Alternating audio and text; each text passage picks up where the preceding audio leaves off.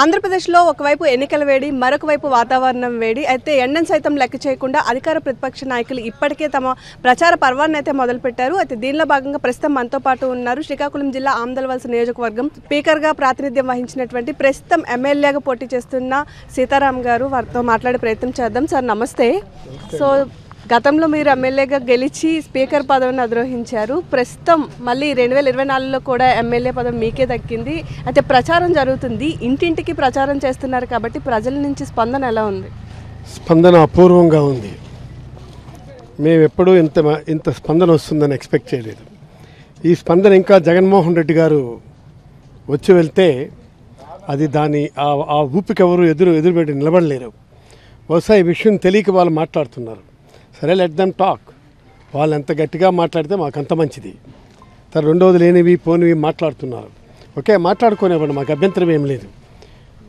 నేను ఎంత అవినీతి చేశానో ఎంత ఇదో వాళ్ళకి తెలుసు, జనానికి తెలుసు. కాబట్టి దానికోసం నేను వర్రీడ్ పడ్డం లేదు. సో ఇంక రేపు జగన్మోహన్ రెడ్డి ఇక్కడికి వచ్చి వెళ్ళిన తర్వాత దీన్ని ఈ ఊపిని, ఈ ప్రభంజనాన్ని ఎవరూ ఆపుకోవడం కష్టం. ప్రస్తుతం మీ సొంత ఊరైనటువంటి తగరాంలో ఆ దేవత ఆశీస్సులు తీసుకొని మరి ప్రచారం కొనసాగిస్తున్నారు. సో మీ నియోజకవర్గంలో కాకుండా మీ సొంత ఊరిలో మీకు ఎలాంటి రెస్పాన్స్ ఉందండి? ఓఎస్, మా సొంత పంచాయతీలో అద్భుతమైనటువంటి ప్రతిస్పందన ఉంది. మీరు చూశారు కదా, ఇప్పుడు 3 గ్రామాలు చూసాం. 3 గ్రామాల్లో ప్రతి ఒక్కరూ కంపల్సరిగా వైఎస్ఆర్ కాంగ్రెస్ పార్టీ ఫ్యాన్ గుర్తు మీద ఓటేసి గెలిపిస్తామని చెప్పి స్పష్టంగా చెప్తున్నటువంటి వాస్తవాలు. ఇప్పుడు పెద్ద ఊరు ఉంది, మీరే చూస్తారు కదా. కాబట్టి దానికోసం అంత వర్రీడ్ పడక్కర్లేదు. అయితే ఇక్కడ కొంతమంది ఏమిటంటే సహజంగా నాకెంత సపోర్ట్ చేస్తారో వాళ్ళ కోసం కూడా అది సపోర్ట్ చేస్తారు. గతంలో వాలంటరీ వ్యవస్థ వేస్ట్ అన్న తెలుగుదేశం పార్టీ, ఎవరైతే టీడీపీ రాష్ట్ర అధ్యక్షులు ఉన్నారో అచ్చెన్నాయుడు, ఆయన వాలంటరీ వ్యవస్థను మేము రిమూవ్ చేయము, కావాలంటే వేతనాలు కూడా పెంచుతామని చెప్తున్నారు. అసలు దీన్ని ఈ తరుణంలో ఎలా చూడాలంటారు? ఈ తరుణంలో ఇది కాబట్టి మాయ అనుకోవాలి.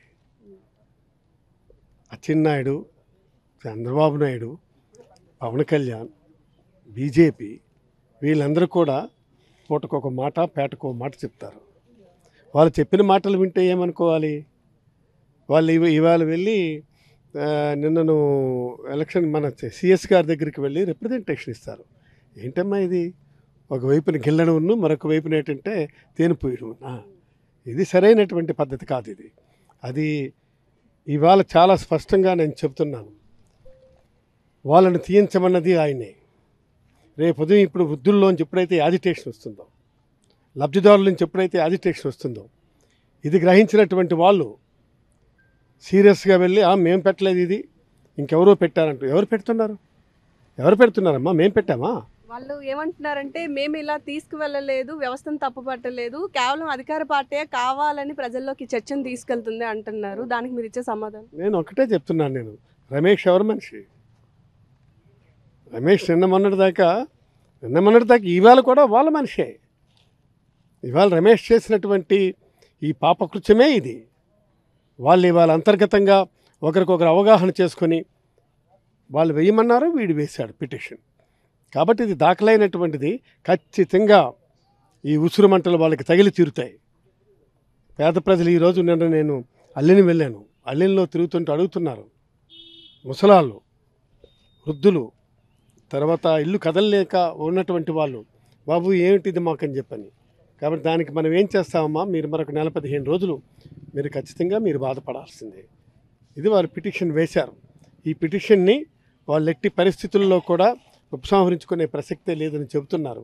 కాబట్టి ఇది పిటిషన్ ఒకవైపు వేయడము వాళ్ళే, ఒకవైపు ఇవ్వడము వాళ్ళే. ఇది న్యాయం చేయండి అని చెప్పి ఇవాళ పెన్షన్స్ ఎన్ని పెన్షన్స్ పోయినాయి, ఎన్ని పెన్షన్స్ వెళ్ళలేకపోతున్నారు. ఇవాళ పెన్షన్ తీసుకోవడానికి వెళ్ళి దారిలో చనిపోయినటువంటి వాళ్ళు ఉన్నారు. దాని గురించి ఏం సమాధానం చెప్తారు వీళ్ళు? ఎవరికి సమాధానం చెప్తారు వీళ్ళు చేసిన పనులు ఏమిటని అడుగుతున్నాను నేను. ఇదేనా పద్ధతి? అంటే ఎంతమంది పెన్షనర్లు వెళ్ళి దారిలో మధ్యలో పడి ప్రాణాలు అర్పిస్తున్నారు. దీనికోసమేనా మీరు చేస్తున్నటువంటిది ఇది? కాబట్టి ఇది ఖచ్చితంగా వాళ్ళే చేశారు, వాళ్ళే పిటిషన్ వేశారు. ఎలక్షన్ కమిషన్ స్పందించింది. పిటిషన్ ఏమిటంటే వాళ్ళు యాక్సెప్ట్ చేశారు. యాక్సెప్ట్ చేసి కొట్టివేశారు. ఇది వాలంటరీ వ్యవస్థకు వచ్చినట్లయితే ఎన్నికల సమయంలో కూడా వాలంటీర్లను దూరంగా ఉండమంటున్నారు. దీంతో కొంతమంది వాలంటీర్లు స్వచ్ఛందంగానే రాజీనామా చేసి ఎన్నికల ప్రచారంలో మేము కార్యకర్తగా మారుతాం అంటున్నారు. అసలు దీన్ని ఎలా చూడాలంటారు? దీన్ని కూడా మీ పార్టీ వాళ్ళే వెనుకుండి నడిపిస్తున్నారు అనుకోవచ్చా? నో నో నో నో మాకు నడిపించాల్సిన అవసరం ఏముంది? వాలంటరీ వ్యవస్థనే మేము ఏర్పాటు చేశాం. వాలంటరీ వ్యవస్థనే మన జగన్మోహన్ రెడ్డి గారు ప్రతిష్ఠ చేసినటువంటి వ్యవస్థ. ఆ వ్యవస్థ అద్భుతమైనటువంటి ఫలితాలను ఇచ్చింది. ఇవాళ సామాన్యుడికి ఇంటి వద్దకు తీసుకొని వెళ్ళి పెన్షన్ అందించే పరిస్థితి ఇచ్చింది. ఇవాళ వాళ్ళు అన్నారు ఐడియల్ అవర్లో వాళ్ళు కూడా గవర్నమెంట్ అఫీషియల్స్తోనే సమానం. వాళ్ళు ఈ విధంగా ఎలా చేస్తారు? అది రేపు వాళ్ళు బూతుల దగ్గర రావడానికి వీల్లేదు. అదే వాలంటరీ వ్యవస్థ ఉద్యోగస్తులు అన్నారు. వాళ్ళు ఉద్యోగులు కాదని చెప్పన్నారు వాళ్ళు. ఇవాళ వాళ్ళు ఎందుకు చేస్తున్నారు? ఇది ఉద్యోగులు కాదనుకున్నప్పుడు వాళ్ళు ఎందుకు చేస్తున్నారు ఇది? కాబట్టి వాళ్ళ వాలంటరీ వ్యవస్థ మీదను వాళ్ళకు భిన్నమైనటువంటి అభిప్రాయం ఉంది. వాళ్ళు వాలంటీర్స్ అంటేనే భయపడుతున్నారు వాళ్ళు. కాబట్టి ఆ వాలంటరీ వ్యవస్థను తీసేయడం అన్నటువంటిది వాళ్ళ పనిగట్టుకున్నారు. దాని ప్రకారం వాళ్ళు తీసేశారు. దానికి ఇవాళ ఇంకెంత ఆలోచన ఏముంది? ఎవరికి ఏమొచ్చాయి? నీ ఓటా నువ్వు తీసుకో, నా ఓటా నాకు ఇచ్చి అని చెప్పినటువంటి జన్మభూమి కమిటీ మీద నెత్తి మీద రూపాయి పెడితే చల్లనటువంటి వాళ్ళంతా మెంబర్లుగా ఉన్నారు. జిల్లా కలెక్టర్ ఆఖరికి చేతులు ఎత్తేసినాడు. ఒక ముసలం వెళ్ళి అడిగితే ఆయనే చెప్పాడు, నా వల్ల కాదు, మీరు అక్కడ జన్మభూమి కమిటీ దగ్గర తెచ్చుకోండి, నేను ఇస్తానని చెప్పి. జన్మభూమి కమిటీకి దీనికి సంబంధం ఏంటమ్మా? జన్మభూమి కమిటీ అంటే వాళ్ళు వెళ్తే మొత్తం అన్నీ కూడాను వ్యవహారం కింద చేసుకొని వెళ్ళారు. కానీ ఇవాళ మనదేమిటి? స్వచ్ఛందంగా ఎవరు ఎక్కడుంటే, ఎవరు ఎంత హాస్పిటల్లో ఉన్నా, లేదు పొలంలో ఉన్నా, లేదు ఇంట్లో ఉన్నా, ఎక్కడున్నా, ఇదిగో మీ పెన్షన్ వచ్చింది, మీరు తీసుకోండి అని చెప్పి తీసుకొని వెళ్ళిస్తున్నటువంటిది. ఇవాళ మేము చాలా స్పష్టంగా చెప్తున్నాం, ఈ కార్యక్రమానికి ఆ కార్యక్రమానికి చాలా తేడా ఉంది. దీనికి సంబంధించినటువంటి వ్యవస్థే అది కాదు. అది కాబట్టి జన్మభూమి కమిటీకి దీనికి ఎక్కడ చాలా వ్యత్యాసం ఉంది. సో గడప గడపకి తిరుగుతున్నారు. అయితే గతంలో కూడా ఎన్నికల ప్రచారం చేసిన మీకు ప్రజల్లో మాకు అది రాలేదు, ఇది రాలేదు, మాకు అది కావాలి, ఇది కావాలి అన్నట్టు ఉండేది. ఇప్పుడు కూడా ప్రచారానికి వెళ్తున్నారు కదా, ప్రజల నుంచి మీకు ఎలాంటి రెస్పాన్స్ వస్తుంది? అంటే 2024 ప్రచారంలో ప్రజలు మాకు ఏమైనా జరగలేదు అని చెప్పుకునే సిచ్యువేషన్స్ ఉన్నాయా? ఏం లేవు. నేను ఇప్పుడు 3 గ్రామాలు తిరిగాను.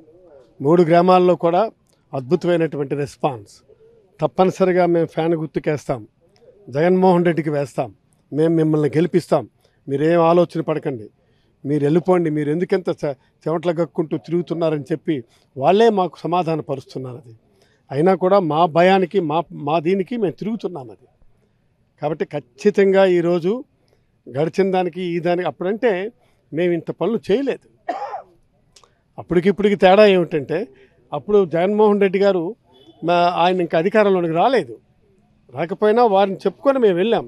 కానీ ఇవాళ మేము చేసినటువంటి అభివృద్ధి కార్యక్రమాలు, సంక్షేమ కార్యక్రమాలు, అనేకమైనటువంటి కార్యక్రమాలు ప్రజలకు ఇచ్చాం. మేము వాళ్ళని సంతృప్తిపరిచి ఎట్టి పరిస్థితుల్లో కూడా మీరే మాకు కావాలి అని చెప్పి ఎన్నుకోవడానికి సిద్ధపడుతున్నటువంటి పరిస్థితి. ఈనాటి పరిస్థితికి ఆనాటి పరిస్థితికి చాలా తేడా ఉందమ్మా. ఇవాళ జన్మభూమి కమిటీలో గడప గడపకి వెళ్తున్నాను, ప్రతి గడప ఎక్కి దిగుతున్నాను. ప్రజలేమిటో వాళ్ళ అభిప్రాయం ఏమిటో నాకు తెలుసు, వీళ్ళకేం తెలుసు? వీళ్ళు అనుకుంటున్నారు మాకు ప్రజలు ఓట్లేస్తారని చెప్పి. అది ఎప్పటికీ జరగదు. 2019లో పాదయాత్రతో అధికారంలోకి వచ్చిన మీ అధినాయకుడు ఇప్పుడు మళ్ళీ ఎలక్షన్స్ ముందు బస్సు యాత్రను చేపడుతున్నారు. అయితే ప్రతిపక్షాల్లో ఈ బస్సు యాత్రకు అసలు జనం రావట్లేదు, ఇది తుస్సు యాత్ర అని చెప్పి కూడా వాళ్ళు వాదిస్తున్నారు. దీని మీద మీరు ఏమంటారు? చూడమని చూస్తున్నారు కదా వాళ్ళు, ప్రతిరోజు టీవీల్లో చూస్తున్నాం. ఇవాళ ఈ అశేషమైనటువంటి ప్రజానీకం ఈనాడు యాత్రకు ఆదరణ లభిస్తుంది. ఆదరణ చూసి ఓర్వలేక వాళ్ళు ఇష్టం వచ్చినట్టుగా మాట్లాడుతున్నారు. వాళ్ళు మాట్లాడితే మాట్లాడనివ్వండి. కానీ ఈ బస్సు యాత్ర అన్నటువంటిది అద్భుతమైనటువంటి కార్యక్రమం, ప్రజలను విరివిగా కలుసుకునే కార్యక్రమం, ప్రజా సమస్యలు తెలుసుకునే కార్యక్రమం. కాబట్టి దీన్ని తుస్సు యాత్ర అన్నారంటే వాళ్ళ మైండే తుస్సుగా మారిపోయిందని అనుకుంటున్నాను నేను. ఇవేం పనులమ్మాయి? ఇది ఉన్నట్టుగా చెప్పుకోవాలి. ఇవాళ అక్కడ నుంచి విడుపులపాయ నుంచి చూస్తే ఒకటే జనం, కోలాహలం. దాన్ని అడ్డుకునే పరిస్థితి ఎవరు ఆపలేరు. ఇవాళ నేను తిరుగుతున్నాను, సీతారాం గారు తిరుగుతుంటే ఎవరు లేరు ఒకరు లేరు అంటే అలాగే ఉంది. నా వెనుకతలు వచ్చినటువంటి జనాల్ని, నా వెనుకతలు వచ్చినటువంటి ఈ ఈ పరిస్థితుల్ని మీరు గమనించుకోవాలా. కాబట్టి ఖచ్చితంగా బస్సు యాత్ర అన్నటువంటిది అద్భుతమైనటువంటి బస్సు యాత్ర ఇది. ఇది గతంలో ఎన్నడూ లేని కని విని ఎరుగినటువంటి బస్సు యాత్ర ఇది. ఈ బస్సు యాత్రలోనే ప్రజలకు చేరువు కావాలనే ప్రయత్నం చేస్తున్నారు. ఇది విజయయాత్ర. ఇది విజయయాత్ర. ఈ విజయయాత్రను ఎవరు ఆపలేరు. వాళ్ళు అనుకుంటున్నారు ఇది తుస్యాత్రని. కాదు, ఖచ్చితంగా ఇది విజయయాత్ర. దీన్ని ఆపే పరిస్థితి కానీ ప్రసక్తే కానీ లేదని చెప్పి మీకు మనం చేస్తున్నాను. ఒకవైపు చూసుకుంటే ప్రతిపక్షాలు ఎన్డీఏ కూటమితో వస్తుంది. సో వాళ్ళ వ్యూహాలు చాలా వ్యూహాత్మకంగా ఉన్నాయని చెప్పుకోవచ్చు. కానీ ఇక్కడ చూసుకున్నట్లయితే మీ అధినేత కూడా చాలా రిలాక్స్గా ఉన్నారని చెప్పుకోవచ్చు, ఎక్కడ ఎలాంటి ఇది చేయకుండా. సో ఎలా చూడాలంటారు? ఎలక్షన్స్కి ఇంకా చాలా తక్కువ సమయం ఉంది. ఇంత రిలాక్స్గా ఎలా ఉండగలుగుతున్నారు? ఇంత రిలాక్స్గా అంటే జనం ఇచ్చినటువంటి బలం, జనం ఇచ్చినటువంటి మనోబలం, జనానికి చేసినటువంటి సంక్షేమం, అభివృద్ధి కార్యక్రమాలు ఇవాళ నిండు మనసుతో ఆశీర్వదిస్తున్నాయి. విజయీభవ జగన్మోహన్ రెడ్డి గారు విజయీభవన్ ఆశీర్వదిస్తున్నారు. ఆ ఆశీర్వచన బలమే ఆయన ఇంత మనోబలంగా ఉండటానికి ప్రధానమైనటువంటి కారణమని నేను మీకు తెలియజేస్తున్నాను. ఓకే, ఈసారి మీ ప్రతిపక్ష పార్టీపై ఎన్ని ఓట్ల మెజార్టీతో గెలుస్తాం అనుకుంటున్నాను? ఈసారి నేను ఖచ్చితంగా 15-20 వేల ఓట్ల మెజారిటీతో గెలుస్తాను. Take it for granted. 20,000 ఓటుకు ఒక్క ఓటు కూడా తక్కువ రాదు. చలో. ఇలా మీరు మెజార్టీతో గెలుస్తామంటున్నారు, కానీ ఇదే మీ ప్రతిపక్ష నాయకులు మీరు చాలా అవినీతి పరులని, అవినీతి చేస్తున్నారని రోజుకొక ఆరోపణ చేస్తున్నారు సోషల్ మీడియా ప్లాట్ఫామ్గా. వీటన్నిటికి మీరు ఏం చెప్తారు? ఓకే, వాళ్ళు ఇష్టం వచ్చిన ఆరోపణలు చేసుకునేవ్వండి. నన్ను ఎదిరించే ధైర్యం లేక, నన్ను ఎదిరించే అవకాశం లేక చివరికి వీళ్ళు ఈ విధమైనటువంటి ఆరోపణలకు దిగినారు. నేను అవినీతి పరున్నో కానో ఈ జిల్లాలోనూ ఈ నియోజకవర్గంలో ఉన్న ప్రధానికానికి తెలుసు. ఇన్ని వాలంటరీ పోస్టులు వేయించాను, ఇన్ని అంగన్వాడీ పోస్టులు వేయించాను, ఇన్ని టీచర్ పోస్టులు వేయించాను, ఇన్ని సచివాలయ పోస్టులు వేయించాం. ఎక్కడైనా ఎప్పుడైనా ₹1 తీసుకున్నట్టు రుజువు చేస్తే ఐ విల్ రిజైన్. ఏం మాట్లాడుతున్నారు వాళ్ళు? నన్ను ఎదిరించే దమ్ము లేక, నన్ను ఎదిరించే శక్తి లేక, నా దగ్గర రాజకీయ అక్షరాభ్యాసం నేర్చుకున్నటువంటి బచ్చా, ఆ బచ్చాయా మాకు చెప్తాడు. మేము ఇలాంటి వాటికి దేనికి వెరువను, బెదరను. నేను దేనికి ఆలోచించను. అందుకే ఇలాంటి వాటి కోసం నేను ఆలోచించను. నా లక్ష్యం, నా గమ్యం వేరు. ఈ జిల్లాలో ఈ నియోజకవర్గంలో నేను ఎంత అభివృద్ధి చేశాను, నేను ఎంత సంక్షేమ కార్యక్రమాలని సక్రమంగా అమలవుతున్నాయా లేదా అన్నటువంటిది, అమలు చేశానన్నటువంటిదే నా ప్రధానమైనటువంటి కర్తవ్యం. ఈ వయసులో కూడా నేను గడపకి తిరుగుతున్నాను. దమ్ముంటే వాడిని తిరగమనండి నాలో గడపకి. It is my straight challenge. వచ్చి తిరగమానండి. ఎక్కడో కూర్చొని ఇల్లు ఎక్కడ నువ్వు ₹10 తీసుకున్నావట, అలా అక్కడ నువ్వు ₹100 తీసుకున్నావట రుజువు చేయు. నువ్వే చెప్తున్నావు కదా, నువ్వే చెప్తున్నావు. మొన్న ఇది రాందాల వలస శ్రీకాకుళం రోడ్డుకి ₹20 కోట్ల నా భార్యకి ఇచ్చినానని చెప్పినాడు. నిన్నటికి ₹1 కోటి దిగిపోయింది. రేపటికి ఏమీ ఉండదు. ఆరోపణకి అర్థం ఉండాలి కదా. ఈ రోడ్డు ఇంటర్నేషనల్ రోడ్డు కింద 37 కోట్లు శాంక్షన్ చేసినాడట. 37 కోట్లు శాంక్షన్ చేసి 5 సంవత్సరాలు ఏం చేసినాడు? గాడిదలు కాసినాడు. చెప్పమంటున్నాను నేను. ఆ రోజు విడిచిపెట్టేసేటువంటిదే ఈరోజు మేము చేయిస్తున్నాం. ఈరోజు ఆ జీవో వచ్చింది, రేపు రోడ్డు వేస్తాడు. ఈ తగ్గేదిలే, ఇవన్నీ సినిమా పోస్టులు నాకు తెలుసులే అమ్మా. నేను బోల్డెన్ పోస్టులు పెట్టుకుంటాను. ఇలాంటివి ఈ సోషల్ మీడియాలో పోస్టులకి నేను పెట్టుకుంటాను. అది కాదు, అది నీకు తగ్గేదిలే అంటే ప్రతి ఒక్కటి వచ్చి రుజువు చేయి. నేను అవినీతి పరుణ్ణంటే రుజువు చేయి. ఆ రోజు మీ పురుషోత్తపురంలో వెహికల్స్ దిగబడిపోయి ఉండిపోయినాయి వరద వస్తే. ఇప్పుడు దేవుడే సాక్షి. వెళ్ళావు నువ్వు, పత్రికలు అడిగా ఎందుకు వెళ్ళావంటే దూడ గడ్డికి వెళ్ళానని చెప్పాడట. దేనికి వెళ్ళావు నువ్వు, ఇక్కడికి ఎందుకు వచ్చావని అడిగితే దూడ గడ్డికి వచ్చానని చెప్పన్నాడు. ఇలాంటి వాళ్ళే పురుషోత్తపురంలో ఇసకాసురుడు కథనం పత్రికలు పుంఖాలుగా రాసే అన్నాడు. నువ్వు మాకు ఇసుక గురించి ఆరోపణలు చేస్తావా? నువ్వు మాకు మైన్స్ గురించి ఆరోపణలు చేస్తావా? నువ్వు మాకు వైన్స్ గురించి ఆరోపణలు చేస్తావా? నీ జీవితం ధారపోచిన తమ్మినేని వాళ్ళ నిజాయితీని నువ్వు చిత్రపటంలో వెతుక్కోవాలి. నిజాయితీ కోసం మాట్లాడతావా? అందుకు అది సరైనటువంటిది కాదు. మా తమ్మినేని వాళ్ళ చరిత్రలోనే ఈనాడు ఒక్క పైసా అవినీతి మాకు తెలీదు. ఏమండి, నీ తండ్రి నీకు ఎంత ఇచ్చినాడో నాకు తెలుసు, నీ భాగోతం ఏంటో తెలుసును. నువ్వు ఇవాళ మన ఏది వెన్నెల వలస 99 ఎకరాలు కోనవారు పూల సాగు పేరుతో దుబ్బేయటానికి చూడలేదా? ఆనాడు అక్కడ మా సర్పంచ్ అడ్డుకున్నాడు కాబట్టి ఆ భూమి నీకు రాలేదు. ఇవాళ మేము ఆ భూమిని ఏం చేశాం చెప్పమ్మా? వెటర్నరీ కాలేజీకి అప్పచెప్పాము. అది అలాగే ఆందాల వలసలో మీరు 1 ఎకరాది పంచాయతీరాజ్ కార్యాలయంది.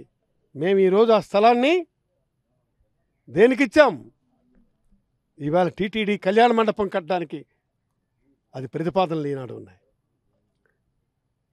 అలాగే ఇవాళ మీరు రెల్లిగడ్డ దగ్గర 89 అధికారుల్ని సస్పెండ్ చేశారే, దానికేం సమాధానం చెప్తావు నువ్వు? ఈ జిల్లాలో జరిగినటువంటి పచ్చి నిజమది. దానికేం సమాధానం చెప్తావో చెప్పాలి నువ్వు.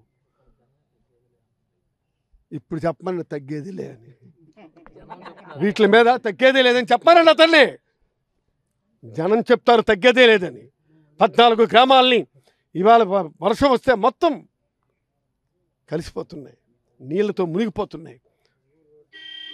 మీరు ఇవాళ ఏం చేస్తారు? మీరు దానికి సమాధానం ఎవరు చెప్తారు? మీరా చెప్తారు. అందుకు ఎట్టి పరిస్థితుల్లో కూడా ఇవాళ ఆ భార్య బిడ్డలు ఎంతమంది ఏడుస్తున్నారు నువ్వు చేసిన దానికి. 89 అధికారులను పంపించావు. మొత్తం వీళ్ళంతా ఏం చేశారు? వీళ్ళ రోడ్ల గురించి మాట్లాడుతున్నాం రా. కేశవదాసపురం దగ్గర నుంచి నీ నియోజకవర్గంలో ఉన్నటువంటి మొత్తం ఏ రోడ్లకైనా సరే రెడీ. ఆందాల వలస శ్రీకాకుళం రోడ్లో ఎప్పటికైనా సరే మేము సిద్ధం. నువ్వు ఇంటర్నేషనల్ రోడ్డు ఇప్పిస్తావు. ఏదో సామెత ఉంది,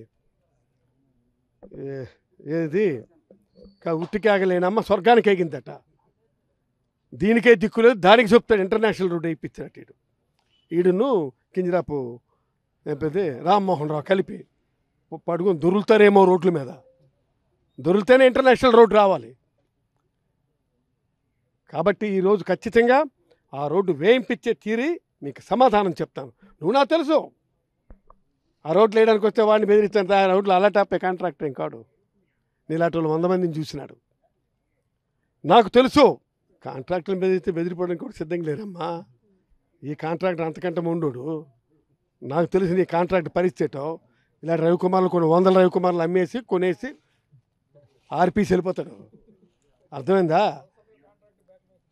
బలసలరావు కాంట్రాక్టర్ బ్లాక్మెయిల్ చేశాడు.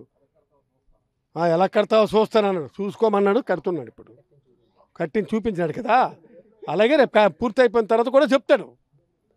కాబట్టి ఇవన్నీ కరెక్ట్ కాదు. ఇది ప్రజలే రేపు వాళ్ళ ఓట్ల ద్వారా సమాధానం చెప్తారు. ఖచ్చితంగా రేపు రాబోతున్నటువంటి సార్వత్రిక ఎన్నికల్లో తమ్మినేని సీతారాం గెలవబోతున్నాడు, విజయ డంకా మోగించబోతున్నాడు అని చెప్పి మీకు మనం తెలుస్తున్నాను. 20,000 ఓట్లతో ఈరోజు రేపు గెలవబోతున్నానని చెప్తున్నాను. నేను ఛాలెంజ్ చేస్తున్నాను. నేను ఎనీబడీ విల్ కమ్ ఫార్వర్డ్. దీనికి మేము గెలుపుకు తగ్గేదే లేదని మీకు చెప్తున్నాను. నేను 7వ తారీఖు శాసనసభ సభ్యుడిగా శాసనసభలో అడుగు పెట్టబోతున్నాను. జయం జయం జయం. చూసారు కదా, ఇది ప్రస్తుతం ఇక్కడ పరిస్థితి అనమాట. ఏదైతే ప్రజలు ఉన్నారో వాళ్ళే సమాధానం చెప్తారని చెప్తున్నారు. అయితే ఈసారి 20,000 ఓట్ల మెజార్టీతో తప్పనిసరిగా నేను గెలుస్తానని చెప్తున్నారు. ఏవైతే అవినీతి ఆరోపణలు చేస్తున్నారో వాటిని నేను కూడా చెప్తాను. అయితే నిలకడలేని ఆరోపణలు చేయడం కాదు, ఉంటే రుజువులతో రమ్మనండి, నేను కూడా సమాధానం చెప్పడానికి సిద్ధం అని చెప్తున్నారు. ఆయన కూడా తగ్గేదేలే అని చెప్పి స్పీకర్ తమ్మినేని సీతారాం అయితే తెలియజేసిన పరిస్థితి ఇక్కడ మనకు కనబడుతుంది.